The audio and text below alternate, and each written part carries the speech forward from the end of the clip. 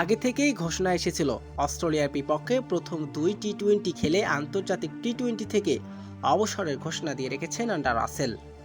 তাই তো ওয়েস্ট ইন্ডিজের জার্সি গায়ে দিয়ে আজ মাঠে নেমে পড়েছেন। তবে বিদায়ের বেলা ব্যাট হাতে ঝড় তুলেও দলের জয়টা দিয়ে শেষটা রাঙাতে পারলেন না তিনি। ম্যাচ হারলেও দেশের হয়ে দেখিয়েছেন তার ব্যাটিং ঝলক। দর্শক ও সমর্থকরা তার কাছে যেটা আশা করেছিলেন তাদের সেটাই দিয়েছেন। শেষ ইনিংসে 15 বলে 36 রানে দুর্দান্ত এক ইনিংস খেলেছেন অ্যান্ডার রাসেল। হাঁকিয়েছেন 4টি ছক্কা, হাঁকিয়েছেন 2টি চার। তার এমন 4 ছক্কার ঝুড়ো ইনিংস দেখে তার বিদায়ের বেলা ভক্ত সমর্থকরা এবং নিজেও কান্নায় ভেঙে পড়লেন। ম্যাচ শেষে আবেগ ঘন বার্তা অ্যান্ডার রাসেলের। তিনি বলেন, আমি আসলে বলার কোনো ভাষা খুঁজে পাচ্ছি না। ওয়েস্ট ইন্ডিজের হয়ে খেলতে পারাটাই আমার সৌভাগ্য।